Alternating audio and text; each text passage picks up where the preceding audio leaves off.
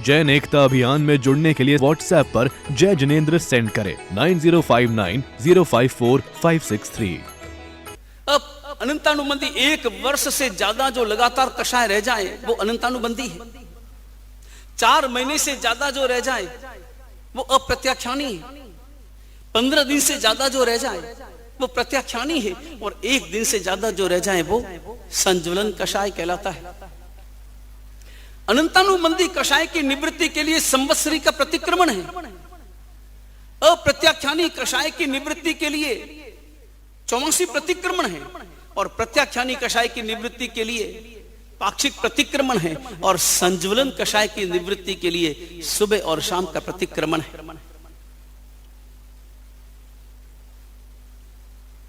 अनंतानुबंधी कषाय अगर रह जाता है तो व्यक्ति का सम्यक्त्व समाप्त हो जाता है, सम्यक्त्व चला जाता है। 4 महीने से ज्यादा कषाय अगर रह जाता है तो व्यक्ति का श्रावकत्व चला जाता है।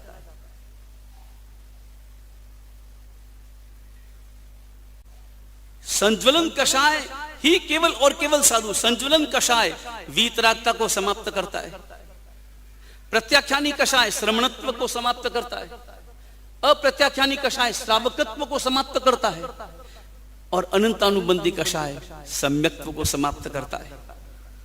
जब तक अनंतानुबंधी कषाय है तब तक व्यक्ति सम्यक्त्व प्राप्त नहीं कर पाता। जब तक अप्रत्याख्यानी कषाय है तब तक वो श्रावक नहीं कहला पाता, श्रावक जीवन में प्रवेश नहीं कर पाता। जब तक प्रत्याख्यानी कषाय है तब तक वो श्रमण नहीं बन पाता। और जब तक संज्वलन कषाय है तब तक वो वीतराग नहीं हो पाता। साधुओं के लिए केवल संज्वलन कषाय की छूट है और श्रावकों के लिए केवल संज्वलन और प्रत्याख्यानी कषाय, इन 2 कषायों की ही छूट है। प्रत्याख्यानी कषाय का अर्थ होता है 15 दिन से ज्यादा कषाय नहीं रखना। 15 दिन से लेकर 4 महीने के भीतर भीतर जो भी कषाय हुआ है उसे समाप्त कर लेना, समन कर लेना। आज शाम को 84 प्रतिक्रमण करना है। घर में झाड़ू का जो काम है, झाड़ू जो काम करता है, झाड़ू का काम क्या है? कचरा साफ कर देना। झाड़ू का काम कचरा साफ करना है। प्रतिदिन निकालो, मकान हमेशा स्वच्छ और साफ सुथरा रहेगा।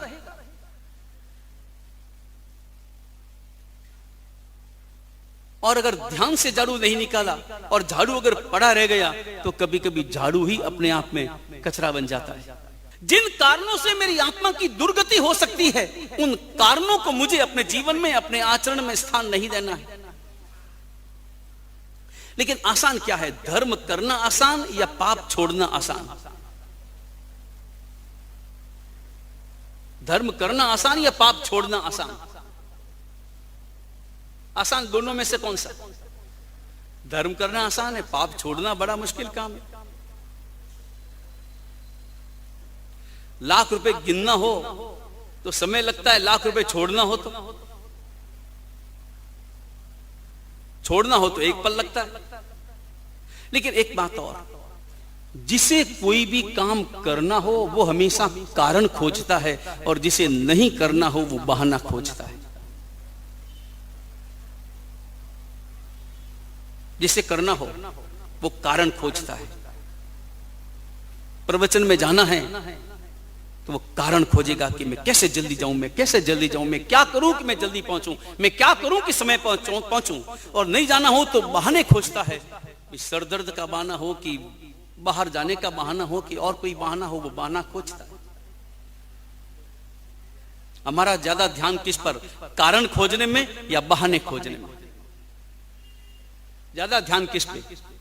जीवन में सदा सदा कारण खोजो, बहानों को कभी भी दिमाग में मत लाओ।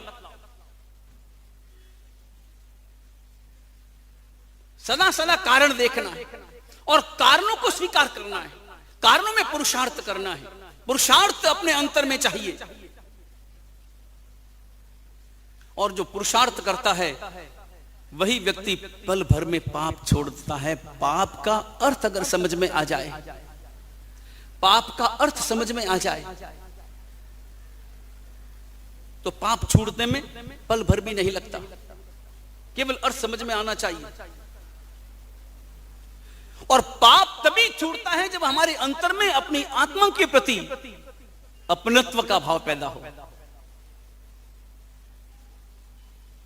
अभी तक अपनत्व का भाव शरीर के प्रति है, अपनत्व का भाव संसार के प्रति है, अपनत्व का भाव संसार के साधनों के प्रति है, लेकिन अपनत्व का भाव स्वयं के प्रति, स्व के प्रति, अपनी आत्मा के प्रति अभी तक हमारे अंतर में पैदा नहीं हुआ है। चातुर्मास स्व को समझने के लिए है। इस चातुर्मास का नाम दिया है शासनोत्कर्ष। शासन शब्द के दो अर्थ, एक तो शासन चतुर्विध संघ का शासन, परमात्मा महावीर का शासन। शासन यानी छत्र, जिस छत्र में हम रहते हैं, जिस छांव में हम रहते हैं वो शासन। हम रहते हैं परमात्मा महावीर के छत्र छांव में, हम रहते हैं साधु साध्वी श्रावक श्राविकाओं चतुर्विध संघ के शासन में, उनकी छत्र छांव में। ये व्यवहार का अर्थ, ये बाहर का अर्थ। शासन के दो अर्थ, नंबर एक शासन छत्र बाहर का, चतुर्विध संघ का, परमात्मा महावीर का वो शासन, और दूसरा शासन शब्द का अर्थ होता है स्वयं का शासन, स्वयं पर शासन करना, स्वयं में स्वयं का, स्वयं पर अंकुश हो जाना, वही शासन। अभी तक मुझ पर अंकुश किसका है?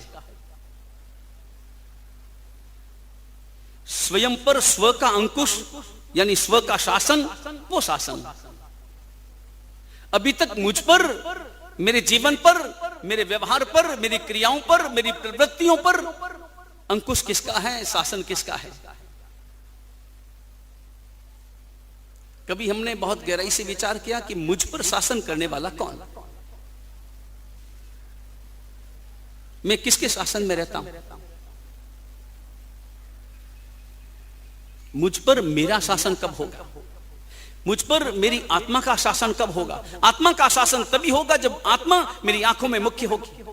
कुमारपाल महाराजा का नाम आपने सुना होगा, और कुमारपाल राजा की आरती तो करते ही है ना, आरती उतारी राजा कुमारपाले। और आप बहुत से लोग ऐसे होंगे जिन्होंने मंदिरों में कभी कभी कुमारपाल महाराजा बनकर आरती उतारी होगी। उन क्षणों में बदली होगी वेशभूषा, चेहरा बदला, वातावरण बदला, बाहर का ढांचा बदला, लेकिन उन क्षणों में हमारे अंतर में कुमारपाल महाराजा का प्रवेश, उनकी भावनाओं का प्रवेश, उनके जीवन का प्रवेश हमारे अंतर में हुआ या नहीं? मंदिर में कुमारपाल बनकर आरती बहुत उतारी, अब घर पर कुमारपाल रहकर के जीवन जीना है। कुमारपाल महाराजा कोई सामान्य व्यक्ति नहीं थे, 18 देशों के अधिपति थे, बहुत बड़ा शासन था। इतनी व्यस्तता, आप ज्यादा बिजी होंगे या कुमारपाल राजा ज्यादा बिजी थे? ज्यादा बिजी कौन रहे होंगे बिजी? 18 देशों का शासन करने वाले, उनके पास में कितने मंत्री होंगे, कितने तंत्री होंगे, कितने सूचनाएं देने वाले, कितने समाचार देने वाले, और समाचार सब ऊंचे नीचे, सब तरह के समाचार, मन को संकल्प विकल्प में डाल दे, मन को दुखी कर दे, ऐसे भी समाचार आते तो होंगे, सब तरह के समाचार आते होंगे। इतना बड़ा राज्य है, इतना बड़ा संचालन है, और सब तरह के व्यक्ति है, और 5वां आ रहा है। लेकिन तब भी कुमारपाल महाराजा का नियम क्या था आपको मालूम है? आज चातुर्मास जब प्रारंभ हो रहा है तो कुमारपाल महाराजा का जो जीवन था और जीवन की जो व्यवस्था थी, उनका संकल्प था, चौमासी प्रतिक्रमण करते ही वो 3 संकल्प लेते थे, मंदिर, उपाश्रय और पाटन, इसके सिवा छोड़ करके मुझे कहीं बाहर नहीं जाना, मुझे विराधना से बचना है। विराधना से बचने के लिए अपने आप को समेट लेना, समेटना है। विराधना से बचने के लिए सामायिक है, प्रतिक्रमण है, और विकारों से बचने के लिए तपश्चर्या का विधान है। वो कुमारपाल महाराजा अष्टमी चतुर्दशी को पोषित करने वाले, चातुर्मास में सर्वथा सर्वथा विराधना से बचना है। कुछ भी हो, कोई भी काम हो, पाटन छोड़ करके बाहर नहीं जाना।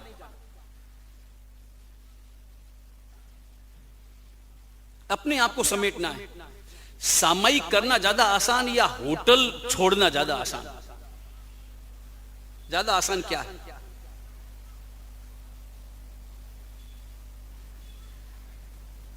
अभी चातुर्मास में तो संकल्प लेना है ना। अभी चातुर्मास में हमें क्या नहीं करना है उसका संकल्प लेना है। क्या करना है वो बाद में सूची बनाएंगे, क्या नहीं करना है उनकी लिस्ट पहले बनाना है। और 3 काम जो हमें, कोई भी ऐसा काम, कोई भी ऐसी प्रवृत्ति जो हमें बदनाम करे। नंबर 1 जो हमें बदनाम करे, नंबर 2 जो हमें बर्बाद करे, और नंबर 3 जो हमें बेचैन करे। ऐसी कोई प्रवृत्ति हमें चातुर्मास में नहीं करनी है।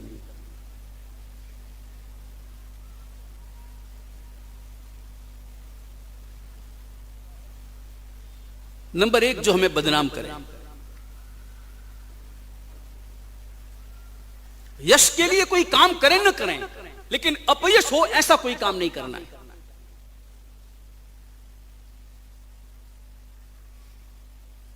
जो हमें बदनाम करना और अनुभव करना, पुण्य का कार्य करने से बदनाम होते हैं या पाप का कार्य करने से बदनाम होते हैं। बदनामी किससे मिलती है? बदनामी किससे मिलती है? पाप के कार्य से बदनामी मिलती है, विकारों से बदनामी मिलती है, दृष्टि दोष से बदनामी मिलती है। ऐसा कोई काम चातुर्मास में नहीं करना है जो हमें बदनाम करे। ऐसी कोई प्रवृत्ति नहीं करनी है। साधु जीवन हो, श्रावक जीवन हो, बल्कि चातुर्मास काल में तो श्रावकों को भी साधुओं के समान हो जाना है। समनो इव सावो।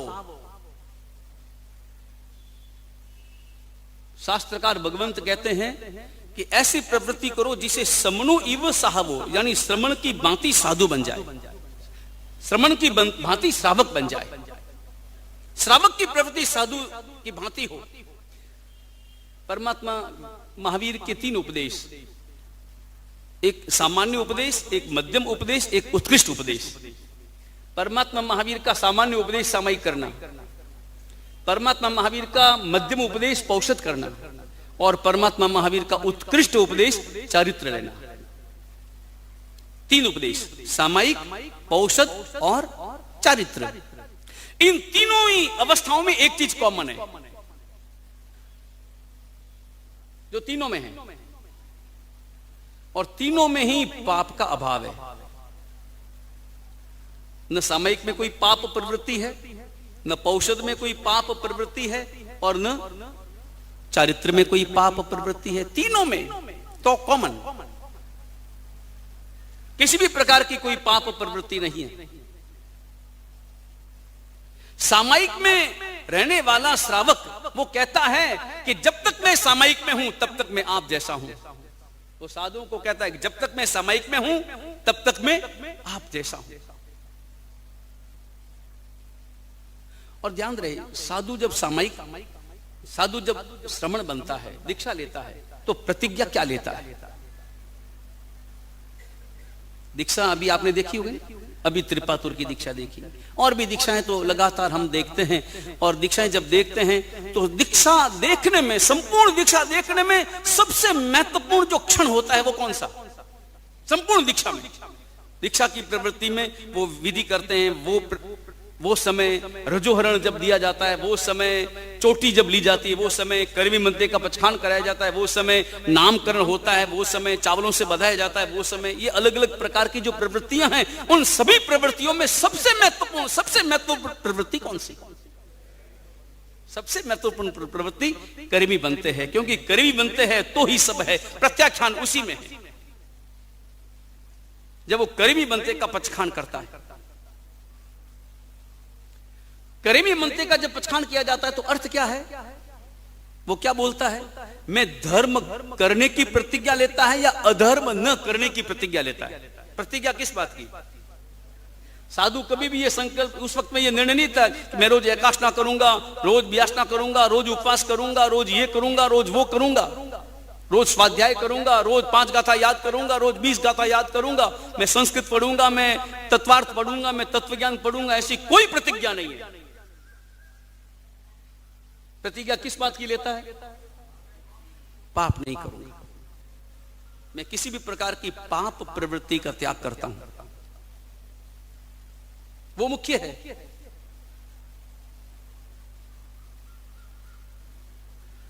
धर्म आराधना करना आसान है, विराधना से बचना मुश्किल काम है। परमात्मा की पूजा करना आसान, सामायिक करना, दोनों में से ज्यादा मुश्किल क्या है? नहीं, आपको रस किसमें? पूजा करने में। इसका मतलब ये मत समझना कि हमारा सब पूजा करने का मना कर रहे हैं। पूजा तो पहली सीढ़ी है, पूजा के बिना तो हम आगे एक भी कदम बढ़ा ही नहीं सकते। और सच तो यह है कि पूजा परीक्षा है और सामायिक उसका रिजल्ट है। पूजा करने वाला व्यक्ति अगर हृदय से पूजा करता है, परमात्मा की भक्ति करता है, तो वो सामायिक किए बिना रह नहीं सकता। अगर उसने पूजा के भावों को समझ करके पूजा की है, केवल टिकी लगाने के लिए नहीं पहुंचा है, केवल पुण्य कमाने के भावों से नहीं पहुंचा है, लेकिन जिस व्यक्ति ने पूजा के अर्थ को समझ करके परमात्मा की पूजा की है, वो श्रावक कभी भी सामायिक किए बिना रह नहीं सकता।